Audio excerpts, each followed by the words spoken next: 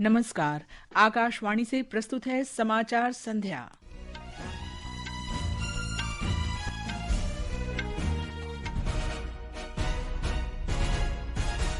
सर्वोच्च न्यायालय ने निर्वाचन आयोग को बिहार में मतदाता सूची संशोधन कार्य जारी रखने की अनुमति दी। आयोग से कहा, आधार और मतदाता पहचान पत्र सहित प्रमुख पहचान दस्तावेजों को स्वीकार करने पर विचार करे।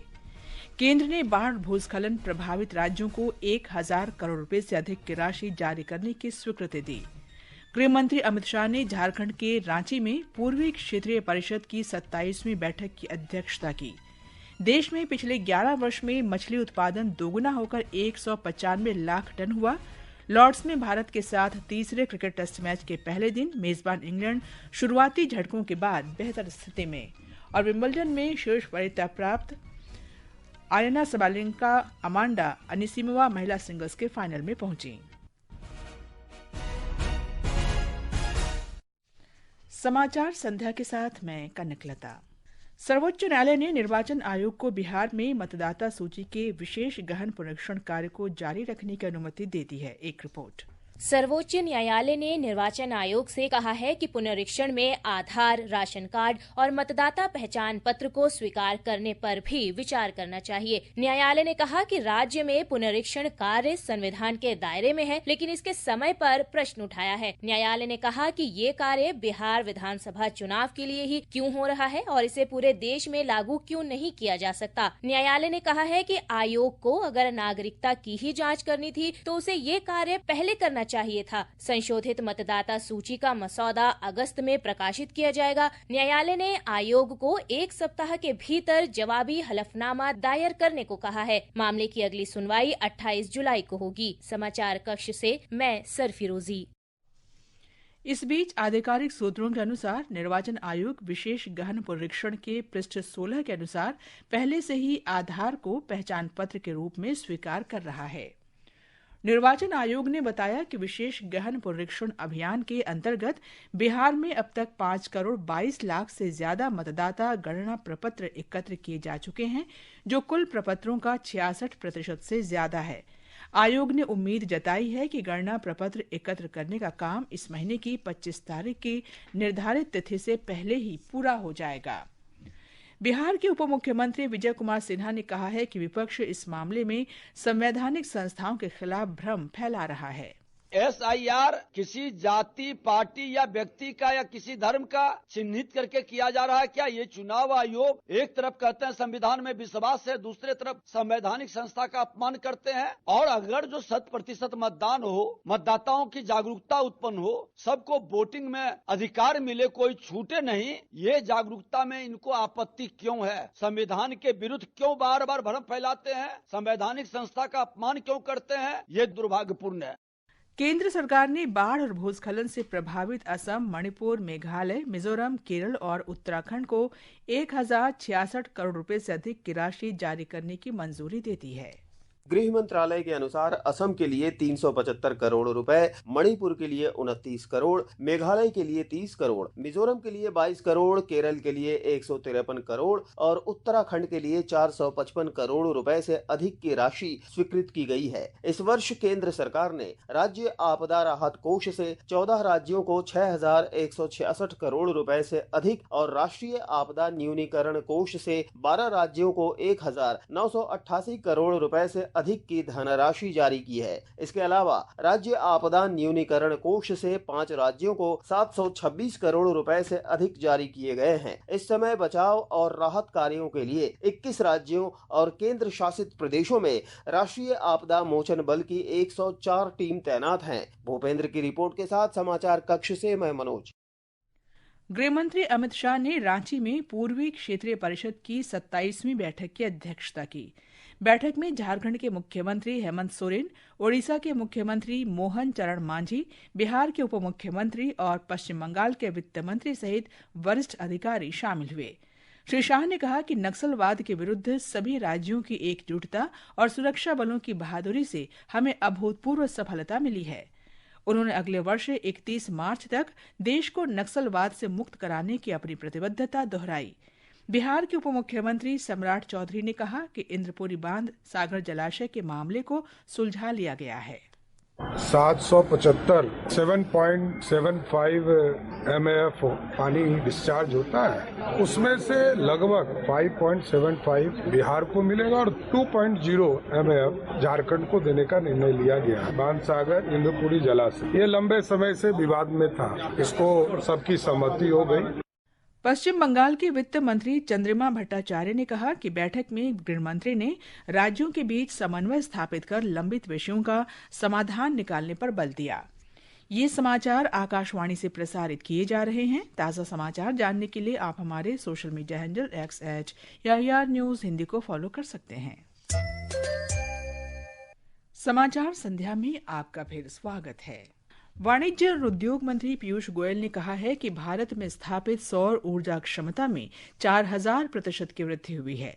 नई दिल्ली में उन्होंने कहा कि देश की नवीकरणीय ऊर्जा क्षमता अब 227 गीगावाट हो गई है।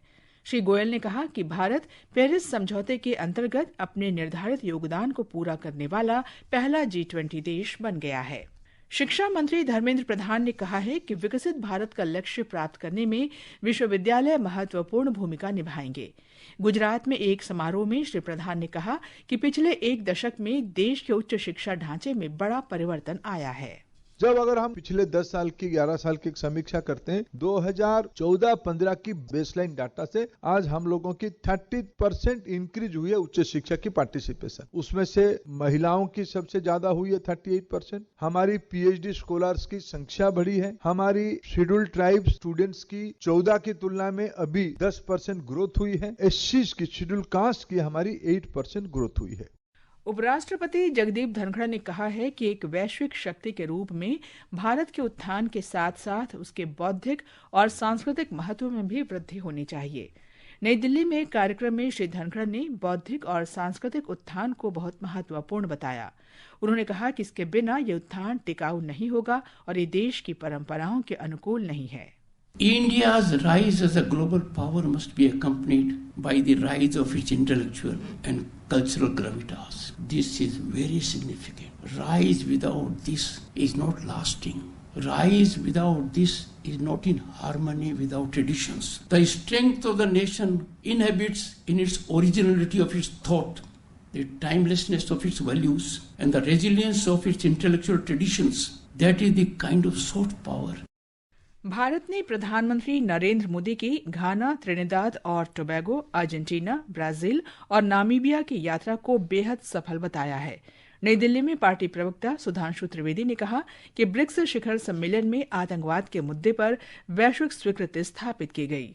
आतंकवाद के विषय पर एक वैश्विक स्वीकार्यता प्रधानमंत्री जी के द्वारा अंतर्राष्ट्रीय मंच पर स्थापित हुई। जब ब्रिक्स शिखर सम्मेलन में आतंकवाद वाले विषय के ऊपर न सिर्फ सर्वसम्मति के साथ भारत के पक्ष का अनुमोदन हुआ, बल्कि प्रधानमंत्री जी ने बहुत स्पष्ट कहा कि आतंकवाद के पीड़ित और आतंकवाद के प्रायोजक को एक तराजू पर नहीं तौला जा सकता। ये समाचार हमारी वेबसाइट www.newsoneir.gov.in और हमारे न्यूज ऑन एआईआर ऐप पर भी उपलब्ध हैं। ये आकाशवाणी है। भारत का मछली उत्पादन 11 वर्ष में दोगुना से अधिक होकर 195 लाख टन हो गया है। ये केंद्र सरकार द्वारा शुरू की गई देश की नीली क्रांति की सफलता को दर्शाता है। भुवनेश्वर में केंद्रीय मत्स्य पालन, पशुपालन और डेयरी मंत्री राजीव रंजन सिंह ने अंतर्देशीय मत्स्य पालन और जलीय कृषि में 140% वृद्धि होने का उल्लेख किया। उन्होंने कहा कि भारत का समुद्री खाद्य निर्यात 60,500 करोड़ रुपए से अधिक हो गया है। गुजरात सरकार ने वडोदरा के मुजपुर गंभीरा पुल हादसे की प्रारंभिक जांच के आधार पर जिम्मेदार अधिकारियों के खिलाफ कार्रवाई की है।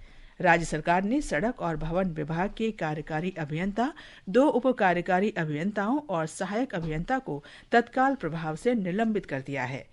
इस बीच हादसे में मृतकों की संख्या 15 हो गई है। मौसम विभाग ने कहा है कि देश के उत्तर पश्चिमी हिस्से में अगले 2-3 दिन के दौरान बहुत तेज वर्षा जारी रहने की आशंका है। मध्य भारत में अगले 4-5 दिन के दौरान बहुत तेज वर्षा जारी रहेगी। पूर्वोत्तर भारत में अगले 7 दिन के दौरान गरज के साथ वर्षा होने की संभावना है। हिमाचल प्रदेश, उत्तराखंड, उत्तर प्रदेश, पंजाब, हरियाणा, चंडीगढ़, मध्य प्रदेश, विदर्भ, छत्तीसगढ़ और झारखंड में भी कल मूसलाधार वर्षा की संभावना है। पूर्वी राजस्थान में कल बहुत तेज वर्षा का अनुमान है। हिमाचल प्रदेश से हमारे संवाददाता ने बताया है कि राजधानी शिमला सहित राज्य के अधिकतर हिस्सों में लगातार तेज बारिश जारी है। हिमाचल प्रदेश में इस मानसून की असामान्य वर्षा के चलते अब तक बादल फटने की 22, फ्लैश फ्लड की 31 और भूस्खलन की 17 घटनाएं दर्ज की गई हैं। राज्य आपातकालीन परिचालन केंद्र की ताजा रिपोर्ट के मुताबिक मानसून सीजन के दौरान अब तक वर्षा जनित हादसों में प्रदेश भर में मरने वालों की संख्या बढ़कर 91 हो गई है। 131 लोग घायल हैं, जबकि 34 लोग अभी भी लापता हैं। प्रदेश में एक नेशनल हाईवे समेत 207 सड़कें बंद हैं। इसके अलावा 132 बिजली ट्रांसफार्मर और 812 पेयजल योजनाएं भी प्रभावित हुई हैं। इस आपदा में 432 घर पूरी तरह जबकि 928 घर आंशिक रूप से क्षतिग्रस्त हुए हैं। मौसम विज्ञान केंद्र शिमला ने अगले 24 घंटों में प्रदेश में भारी बारिश की संभावना जताई है और 16 जुलाई तक प्रदेश में भारी वर्षा का येलो अलर्ट जारी किया है। रितेश कपूर, आकाशवाणी समाचार, शिमला।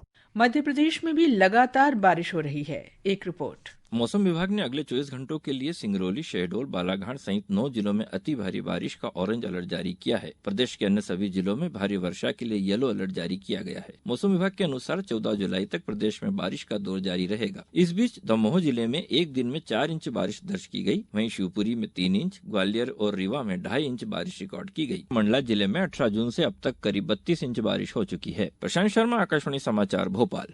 विंबलडन में महिला सिंगल्स के सेमीफाइनल में अमेरिका की अमांडा एनिसिमोवा एरिना सबालेंका को हराकर फाइनल में पहुंच गई हैं। दूसरे सेमीफाइनल में पोलैंड की इगा स्वियाटेक का सामना स्विट्जरलैंड की बेलिंडा बेंचिच से होगा। लॉर्ड्स में भारत के साथ तीसरे क्रिकेट टेस्ट मैच में इंग्लैंड ने ताजा समाचार मिलने तक 4 विकेट पर 172 रन बना लिए हैं। शुरुआती 2 विकेट जल्दी गिरने के बाद ओली पोप और जो रूट ने तीसरे विकेट के लिए 109 रन की साझेदारी कर टीम को बेहतर स्थिति में पहुंचाया। इससे पहले इंग्लैंड ने टॉस जीतकर पहले बल्लेबाजी का फैसला किया। जसप्रीत बुमराह की इस मैच में वापसी हुई है। 5 मैचों की श्रृंखला में दोनों टीमें 1-1 की बराबरी पर हैं। आषाढ़ पूर्णिमा के अवसर पर भगवान शिव की केसरिया वस्त्रधारी चांदी की गदा यानी छड़ी मुबारक पहलगाम पहुंच गई है। इसके साथ ही वार्षिक अमरनाथ यात्रा से जुड़ी सदियों पुरानी परंपराओं की औपचारिक शुरुआत हो गई। इस बीच वार्षिक अमरनाथ यात्रा के 8वें दिन आज शाम तक 1,43,000 से अधिक यात्रियों ने पवित्र गुफा के दर्शन किए। अंत में मुख्य समाचार एक बार फिर। सर्वोच्च न्यायालय ने निर्वाचन आयोग को बिहार में मतदाता सूची संशोधन कार्य जारी रखने की अनुमति दी। आयोग से कहा आधार और मतदाता पहचान पत्र सहित प्रमुख पहचान दस्तावेजों को स्वीकार करने पर विचार करे। केंद्र ने बाढ़ और भूस्खलन प्रभावित राज्यों को 1,000 करोड़ रुपए से अधिक की राशि जारी करने की स्वीकृति दी। गृहमंत्री अमित शाह ने झारखंड के रांची में पूर्वी क्षेत्रीय परिषद की 27वीं बैठक की अध्यक्षता की। देश में पिछले 11 वर्ष में मछली उत्पादन दोगुना होकर 195 लाख टन हुआ। लॉर्ड्स में भारत के साथ तीसरे क्रिकेट टेस्ट मैच के पहले दिन मेजबान इंग्लैंड शुरुआती झटकों के बाद बेहतर स्थिति में, और Amanda Anisimova Wimbledon tennis tournament के महिला सिंगल्स फाइनल में पहुंची। इसके साथ ही समाचार संध्या का ये अंक समाप्त हुआ। नमस्कार।